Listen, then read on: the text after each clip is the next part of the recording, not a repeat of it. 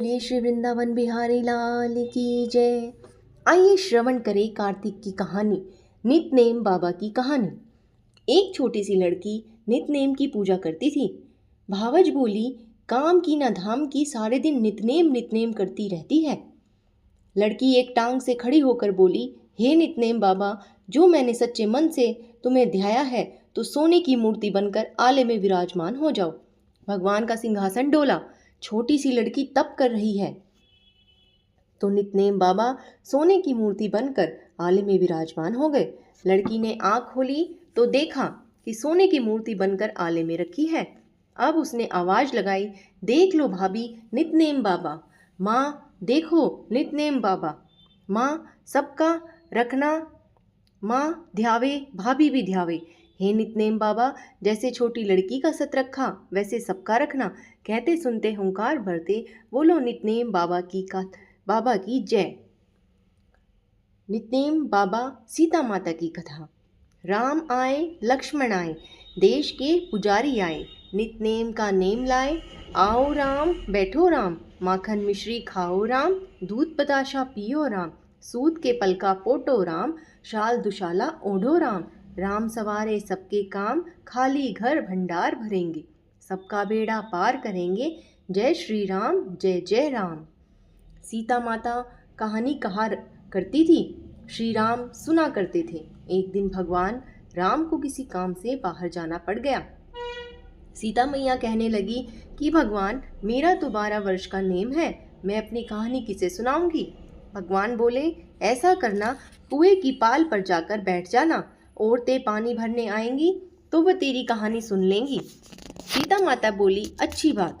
सीता माता कुएं पर जाकर बैठ गई। एक बहू आई, रेशम की साड़ी पहन रखी थी और सोने का घड़ा ले रखा था। सीता मैया बोली, बहन मेरी 12 वर्ष का नितनेम सुन ले। बहू बोली, मैं तेरा 12 वर्ष का नितनेम सुनूंगी तो मुझे देर हो जाएगी, घर में सासू माँ लड़ेंगी। कहानी नहीं सुनी। घर आई तो रेशम जरी की साड़ी फट गई, सोने का घड़ा मिट्टी का हो गया। सासू बोली, बहू किसका दोष तर ले आई। बहू ने कहा, सासू जी दोष क्या, कुएं पर एक औरत बैठी थी, कह रही थी मेरी कहानी सुन ले। मैंने नहीं सुनी तो ऐसा हो गया। अगले दिन सास वही साड़ी पहनकर वही घड़ा लेकर कुएं पर गई। सीता माता वहीं बैठी हुई थी। उन्होंने कहा, मेरी कहानी सुन ले बहन। सास बोली, कहानी एक बार छोड़ो 4 बार सुनूंगी। राम आए लक्ष्मण आए, देश के पुजारी आए। नितनेम का नेम लाए, आओ राम बैठो राम। तपी रसोई जियो राम, माखन मिश्री खाओ राम। दूध बताशा पियो राम, सूत के पलका मोठो राम।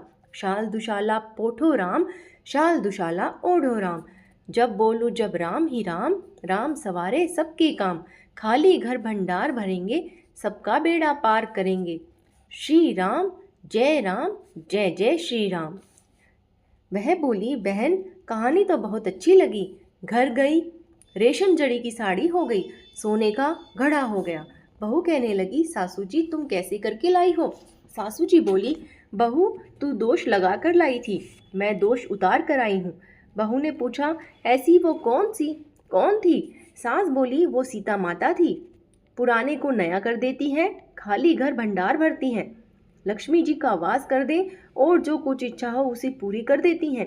बहू ने कहा, अच्छा सासू जी ऐसी कहानी मुझे भी सुना दो। सास बोली, ले भाई तू भी सुन ले। फिर उन्होंने अपनी बहू को कहानी सुनाई।